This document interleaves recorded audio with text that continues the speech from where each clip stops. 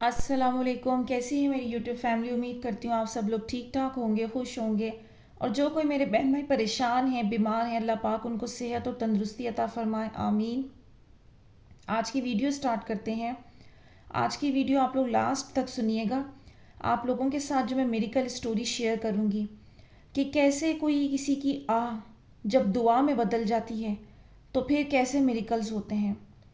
ہم یہ باتیں عقل سے اوپر کی باتیں ہیں، لیکن جب ہمارے آس پاس یہ چیزیں ہوتی ہیں تو پھر انسان کا توکل مزید بڑھتا ہے، اللہ کی ذات پر یقین اس کا مزید بڑھتا ہے۔ اب یہ ہم پر ہے، ہم غور نہیں کرتے، ہم سمجھنے کی کوشش نہیں کرتے، تو اس میں قصور ہمارا ہے۔ لیکن میں آپ لوگوں سے یہ بات ضرور کہوں گی کہ کچھ بھی ہو جائے، آپ لوگ دوسروں کی آہ سے بچیے گا۔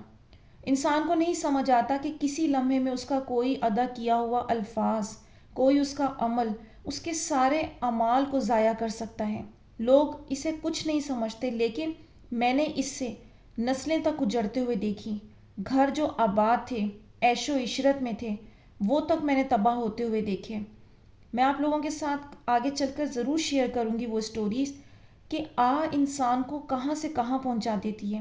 اور اکثر جو لوگ کہتے ہیں دعا قبول نہیں ہو رہی، تو ہمیشہ یہ بات غور کر لیا کریں، کہیں ان کو کسی کی آہ نے تو نہیں پکڑا ہوا، کسی کا دل اتنا بری طرح سے توڑ تو نہیں دیا تھا کہ جس کی وجہ سے آپ سوچ رہے ہوں کہ آج میری دعا قبول نہیں ہو رہی، لیکن یہ غور نہیں کر رہے کہ کہیں کچھ غلط تو نہیں کر بیٹھے۔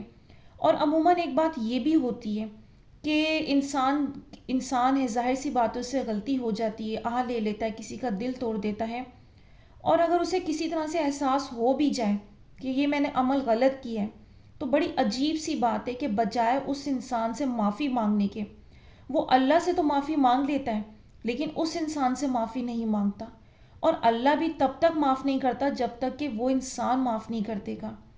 لوگ اس کو انا کا مسئلہ بناتے ہیں، شرم محسوس کرتے ہیں، تو شرم تو تب کرنی چاہیے جب آپ کسی کا دل توڑتے ہیں۔ تو دعاؤں کی قبولیت میں ایک سب سے بڑی رکاوٹ، معجزوں کی شکل میں ایک سب سے بڑی رکاوٹ یہ بھی ہوتی ہے کہ کسی نے کسی کا دل دکھایا، اس کا حق مارا اور اس کی آہ نکل گئی۔ اس چیز سے ضرور بچیں۔ اب دیکھیں، دنیا کتنی بھی جدید ہو جائے، کتنے ہی نئے علوم آ جائیں، نئی ایجادات آ جائیں، لیکن آزمائش سے انسان پھر بھی نہیں بچ پائے گا۔ اور اللہ ایسی سچویشن لے آتے ہیں کہ آپ کو اپنے خالق کے پاس دوڑ کر جانا پڑتا ہے۔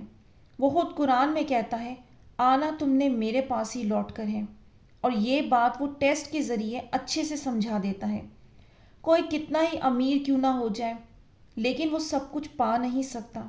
خدا کسی نہ کسی موڑ پر سمجھا دیتا ہے، اس انسان کا گھمنڈ توڑ دیتا ہے، اور پھر بتا دیتا ہے میں اللہ ہوں اور باقی رہ جانے والی ذات صرف میری ہے۔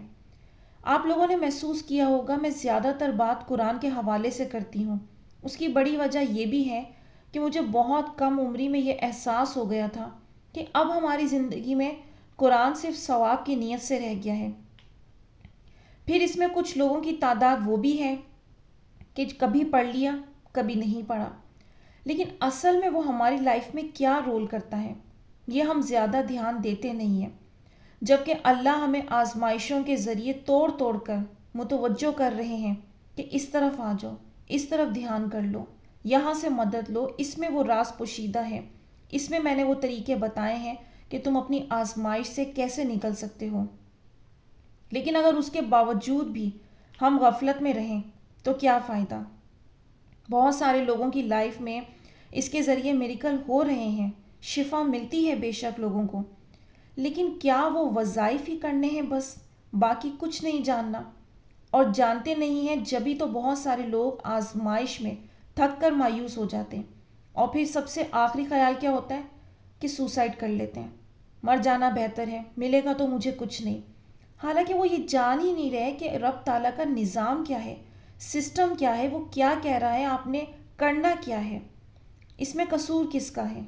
ان سب باتوں کو کرنے کا مقصد یہ ہے کہ اللہ نے کمپلیٹلی ہمیں گائیڈ کر دیا ہے کیا کرنا ہے کیا نہیں، لیکن اگر عمل نہیں کر پا رہے تو قصور ہمارا ہے۔ اگر ہم قرآن پاک میں دعاؤں کے واقعات پڑھیں، سنیں تو عقل دنگ رہ جاتی ہے، اور پھر وہی چیز ہم انسان زندگی میں دیکھیں تو سوچیں ایمان کس مقام پر ہوگا.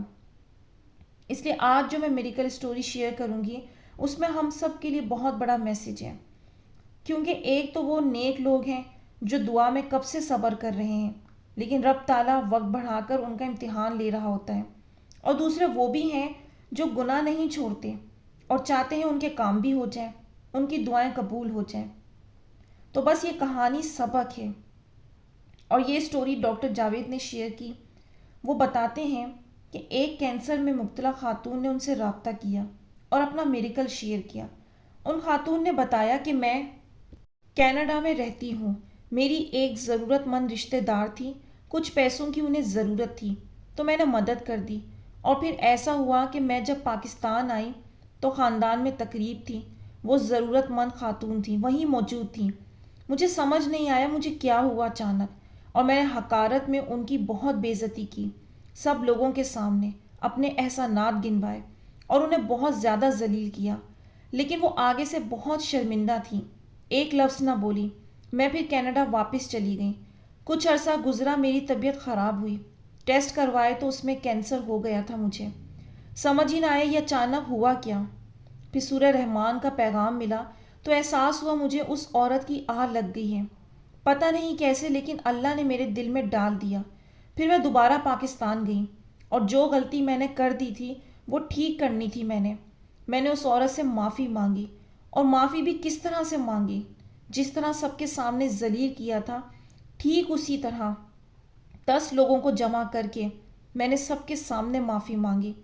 میں بآواز بلند رو رہی تھی اور ان کے پاؤں پکڑ کر بہت معافی مانگ رہی تھی, جبکہ وہ حیران تھی. پہلے انہوں نے حیرت سے دیکھا, پھر درد سے وہ عورت بھی رونے لگ گئی, اور روتے ہوئے بآواز بلند انہوں نے مجھے ڈھیروں دعائیں دیں. اور شاید یہی قبولیت کی گھڑی تھی. میں جب کینیڈا واپس آئی اور میرے پھر سے ٹیسٹ ہوئے تو ڈاکٹر حیران رہ گئے. میری رپورٹس بالکل ٹھیک تھیں.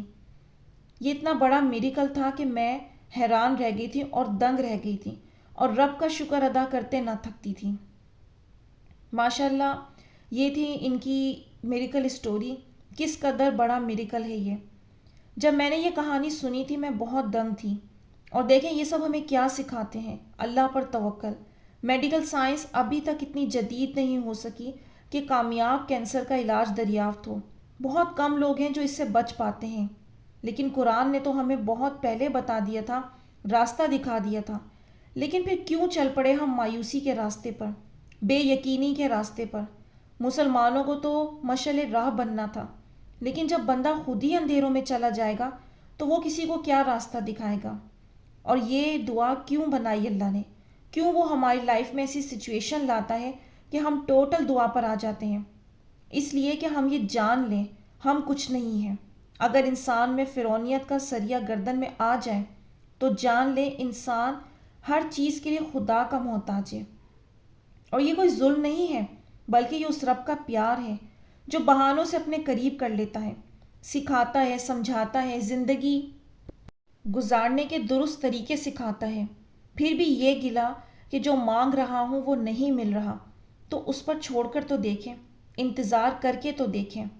اور جو چیز گناہوں سے ملنا آسان لگتی ہے فائدہ کیا, دنیا بھی خراب آخرت بھی خراب. جبکہ رب تعالیٰ نے تو بہت آسان راستہ دکھا دیا کہ تمہیں کچھ بھی چاہیے, کیسی بھی خواہش ہو, وہ مجھ سے تم رجوع کرو اور مجھ سے مانگ لو. ان گناہوں سے بچنے کے لیے تو اللہ نے دعا کا راستہ بنایا ہے, تاکہ بندہ گناہ سے بھی بچ جائے اور اپنی خواہشات اپنے رب سے منوا لے, اپنے رب سے مانگ لے. اور وہ راضی ہو کر جب دیتا ہے تو اس میں پھر خیر ہی خیر ہوتا ہے. اور یہ میریکل اسٹوریز ہمیں سکھاتی ہیں کہ ہمیں کس طرح دعاؤں کے لیے صبر سے انتظار کرنا چاہیے اور کن باتوں سے بچنا چاہیے. تو ہمیں صرف اسے سننے کی حد تک نہیں رکھنا چاہیے, ہمیں اپنے ایمان کو بڑھانے کے لیے رب پر یقین رکھنا چاہیے. تو انشاءاللہ اللہ پاک آپ لوگوں کے لیے ضرور آسانیاں فرمائیں گے. تو یہاں میں ویڈیو کا اینڈ کروں گی. امید کرتی ہوں آج کی ویڈیو نے آپ لوگوں کو کچھ ہیلپ کی ہوگی. اب مجھے دیجیے اجازت, اپنی دعاؤں میں یاد رکھیے گا, کمنٹس میں اپنی رائے کا اظہار ضرور کیجیے گا. آپ سب لوگ بھی میری دعاؤں میں شامل ہیں. انشاءاللہ نیکسٹ ویڈیو میں ملوں گی. اللہ حافظ.